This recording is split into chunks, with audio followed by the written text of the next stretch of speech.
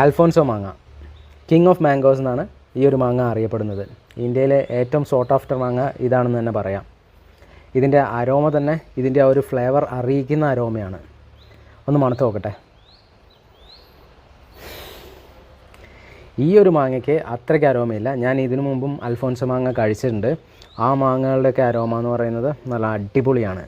അൽഫോൻസോ മാങ്ങയ്ക്ക് ചില അൽഫോൻസോ മാങ്ങയ്ക്ക് ഇവിടെ ഒരു റെഡ് കളർ നന്നായിട്ട് പഴുക്കുമ്പോൾ വരും. ഇതിനങ്ങനെ വന്നിട്ടില്ല. അതെന്താണെന്ന് അറിയില്ല. ഇതിനെന്തായാലും ഇതിൻ്റെ ആ ഒരു ഫ്ലേവർ വിളിച്ചറിയിക്കുന്ന ആ ഒരു അരോമയില്ല. ടേസ്റ്റ് അത്രയ്ക്ക് ഉണ്ടോ എന്ന് നോക്കാം. എല്ലാ അൽഫോൻസോ മാങ്ങയ്ക്കും നമ്മൾ ഉദ്ദേശിക്കുന്ന ഒരു ടേസ്റ്റ് വരണമെന്നില്ല.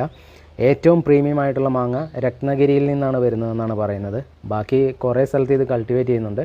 പക്ഷേ അവിടത്തേക്കാളും കുറച്ചുകൂടെ നല്ല ടേസ്റ്റ്, നല്ല ഫ്ലേവർ അറിയിക്കുന്ന മാങ്ങ രത്നഗിരിയിലാണെന്നാണ് പറയപ്പെടുന്നത്. അൽഫോൻസോ മാങ്ങ ഒരു മീഡിയം സൈസ്ഡ് മാങ്ങയാണ്. ഞാൻ കണ്ടിട്ടുള്ള മാങ്ങകൾക്കെല്ലാം ഏകദേശം ഈ ഒരു വലിപ്പം തന്നെയാണ്.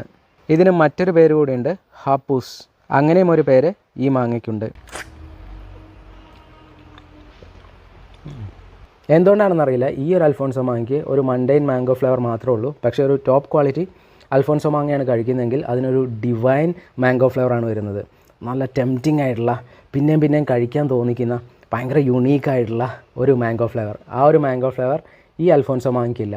അതുകൂടാതെ ആ ഫ്ലേവറിൻ്റെ കൂടെ നല്ല മധുരം ഉണ്ടാവും. ഇതിന് അധികം മധുരമില്ല, പിന്നെ കുറച്ച് പുളിയുമുണ്ട്.